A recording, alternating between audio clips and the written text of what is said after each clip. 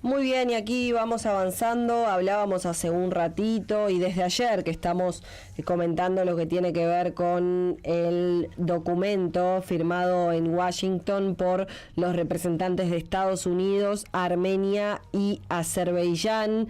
Vamos a darle la bienvenida al director del Consejo Nacional Armenio de Sudamérica, Enver Aram Muradian, para tratar de entender de qué va este acuerdo, qué es concretamente lo que se firmó y qué impacto puede tener o no dentro de los temas que, bueno, que a nosotros nos interesan y que venimos siguiendo desde hace tanto tiempo. Bienvenido, Enver Aram, a Audición Gomidas. ¿Qué tal? ¿Cómo estás? ¿Cómo estás, Romy? Buen día a todos. ¿Cómo andan? Bueno, muy bien, y vamos a comenzar con la pregunta, con el ABC de este tema, que es ¿qué se firmó?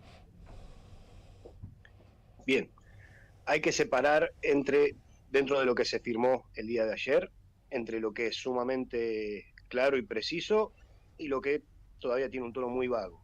Es decir, lo que se firmó ayer es un documento, una declaración conjunta entre los tres presidentes, o primer ministro en el caso de Armenia, Nikol Pashinyan, Ilham Aliyev y Donald Trump. No es un acuerdo de paz, de hecho lo dice el primer párrafo del texto. Es una declaración en la que se comprometen a implementar los pasos necesarios para llegar a la firma de un eventual acuerdo de paz en un futuro cercano, lejano, no lo sabemos.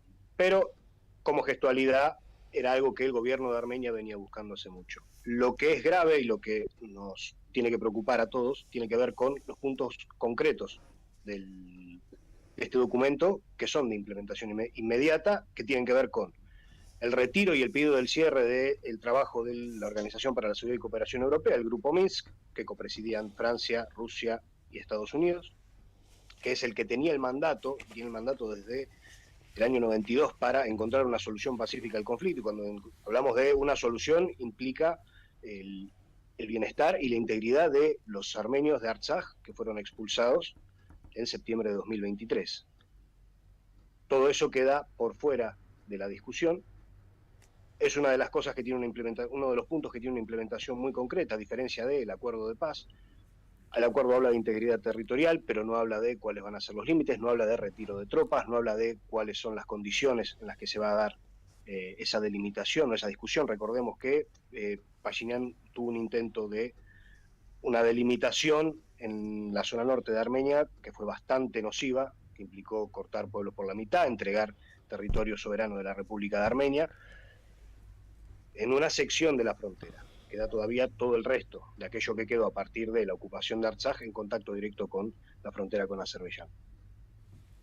El acuerdo no hace ningún tipo de mención a los prisioneros de guerra, ni a los rehenes, que están todavía torturados y siendo enjuiciados en Bakú. Levanta las sanciones que tenía el gobierno norteamericano, la prohibición de venderle la sección 907, que era una prohibición de venderle armamento a Azerbaiyán. Ustedes recordarán que en algunas oportunidades Azerbaiyán recibía asistencia militar, pero no recibía ni se le podía vender en forma directa armamento de la OTAN o producido por Estados Unidos al gobierno azerí. Habrán notado, para aquellos que vieron la conferencia, la alegría de Aliyev, que no se aguantaba en la silla, tiene que ver en gran medida con esto, con permitirle acceder a armamentos y a tecnología de la OTAN directamente desde Estados Unidos.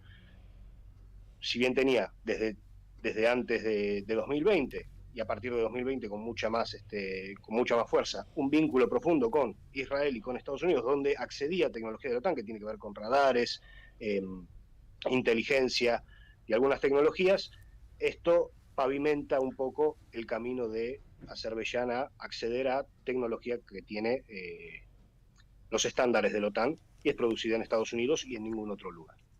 Eso explica también la alegría. Para Armenia, yo entiendo, esto es, de acuerdo a lo que simplemente es una gran capitulación, una pérdida de soberanía. Hay un problema muy grave que tiene que ver con los términos que se utilizan en lo que tiene que ver con el corredor, lo que era el corredor de Zangezur, que ahora es una ruta concesionada. No tenemos acceso todavía a los documentos finales o a cuáles van a ser los términos en los cuales se va a implementar esto, y genera muchas dudas las cuestiones vinculadas con la concesión. Si bien se habló de que no hay cesión de soberanía, más allá de lo que diga el texto, es difícil imaginar cuánto control y cuánto ejercicio de soberanía puede ejercer la República de Armenia sobre autoridades o empresas con participación estatal norteamericana en su territorio. El panorama general, con los puntos más importantes, creo que serían estos, que son los que tenemos que tener presentes y los que nos tienen que preocupar, sobre todo que en ningún momento del texto palabras vinculadas con el pueblo de Artsaj, la República de Artsaj, o el derecho de los armenios de Nagorno-Karabaj, si quieren ponerlo en términos más amigables para el resto de la comunidad internacional, aparecen en este documento. El primer punto que mencionabas tiene que ver con el retiro del grupo de Minsk, como uno de los puntos contundentes que se acordaron. ¿Cuál es el riesgo que podría implicar el retiro de Minsk? Es el cierre de las negociaciones respecto a la cuestión de Artsaj. Retirarse el grupo Minsk y disolver el grupo Minsk, que tenía el mandato y el mandato internacional y el objetivo de resolver el conflicto, y de resolverlo en términos, cuando hablamos de resolver el conflicto, implica garantizar también los derechos de los habitantes de Artsaj, que no aparecen en ningún momento. Es una capitulación y un retiro absoluto de Armenia en las negociaciones. Para ponerlo en contraste, ¿se acuerdan que en octubre del 2022 Pashinyan reconoció a la República de Artsaj como parte de la integridad territorial de Azerbaiyán? Hay un tema ahí que es la titularidad de los derechos a vivir de manera independiente, ser un Estado independiente, no es de Armenia, es de los habitantes de Artsaj, y era de los habitantes de Artsaj. ¿Fue un problema enorme? Sí, fue un problema enorme, pero no clausuraba la discusión respecto a la situación de los armenios de Artsaj o a la República de Nagorno-Karabaj. Esto lo que cierra es el espacio de negociaciones, el lugar donde se negociaba y el ámbito que tenía el mandato internacional para resolver el conflicto. Es decir, no va a haber dónde discutir el regreso y el retorno de los refugiados de Artsaj a su patria. ¿Cuál es la postura, el mensaje en relación a estas declaraciones por parte de la Federación Revolucionaria Armenia, Tashnak-Sutyun? ¿Qué puntos son claves acá remarcar para la FRA? Por supuesto hay varios que ya mencionaste, que tienen que ver con lo que no se nombra en esta declaración. Exactamente, lo central acá tiene que ver con rechazar este tipo de acuerdos. Ya les digo, hay algo que está faltando acá, que es el detalle de lo que se está firmando. Lo que se firmó ayer es una declaración, no hay acuerdo de paz, no hay documentos sobre los cuales es quizás pronto para hacer una evaluación profunda de cuáles son los puntos que se van a tratar, pero lo central acá, les pido disculpas, estoy un poco engripado. Sí, bueno, sí, perdón, Aram, lo que estábamos repasando, que tiene que ver con lo que decías, es, digamos, el poco detalle y lo que no contempla este acuerdo, que resulta también como una forma de confundir o engañar a la prensa y a la opinión internacional, porque es una declaración que no tiene mucho para desarrollar ni para comentar. Bueno, el primer engaño es que esto es un acuerdo de paz. Claro. No es un acuerdo de paz. Se habló en su momento, en teoría, de que había desde marzo de este año un acuerdo, un borrador acordado entre Azerbaiyán y Armenia respecto a algunos puntos centrales. Nunca se abrió al público, no se sabe cuál es el contenido concreto. Aliyev tiene una lista de demandas interminables que van desde la reforma de la Constitución, la entrega de los enclaves y el corredor de Zangezur, por supuesto. Es muy cuidadoso de no verbalizarlo en ciertos ámbitos, sobre todo lo que tiene que ver con el corredor de Zangezur, porque es una demanda propia de él, no está en ningún documento.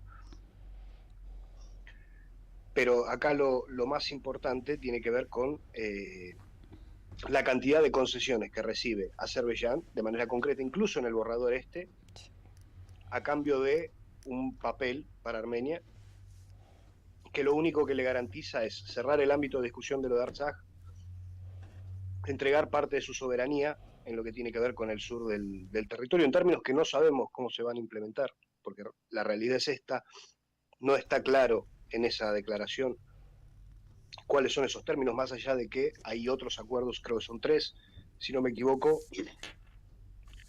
firmados para desarrollo económico, inteligencia artificial, tecnología y algunas áreas más. Pero Armenia lo único que obtuvo de esto es tiempo, que era el objetivo inicial de Pashinyan. En su discurso y en su campaña, él se presentaba como quien podía ser el garante de la paz y quien podía traer la paz a Armenia. Él estaba desesperado por tener un documento con el cual posicionarse nuevamente de cara a las elecciones del año que viene. Yo quiero hacer un pequeño repaso histórico de algunos puntos que son muy importantes, porque recordarán que en 2020, cuando fue la guerra de Artsaj, el gobierno norteamericano intentó firmar un alto al fuego, fracasó la Unión Europea también, Rusia en 2 oportunidades, en la primera fracasa, en la segunda se implementa el acuerdo del 9 de noviembre de 2020, que tenía cuestiones mucho más concretas y garantías mucho más explícitas que las que tiene este documento, y 4 años después de la firma de ese documento, nos encontramos con Artsaj completamente ocupado y los artsajíes huyendo para salvar su vida. Entonces, creer que este tipo de acuerdos, sin ningún otro tipo de garantía internacional, va a poder por sí solo traer paz es un poco ingenuo, sobre todo teniendo en cuenta que lo que está consiguiendo Azerbaiyán de este acuerdo es comprar armas. Es vincular un poco la historia o contrastar la historia con lo que ocurrió el día de ayer y con el tipo de documentos que se vienen firmando en este sentido. Ahí vamos siguiendo también a través del canal de YouTube las imágenes de la conferencia de prensa donde los mandatarios sonríen y se toman de la mano tras dar estos anuncios que queremos repetir tus palabras. No se trata de un acuerdo de paz, esto no tiene que ver con la firma de un acuerdo de paz. Enver Aram Muradian, muchas gracias por prestarnos estos minutos y por compartir aquí la explicación para tratar de entenderlo en Audición Gómez. Muchas gracias a ustedes, les mando un abrazo grande. Hasta pronto, muchas gracias.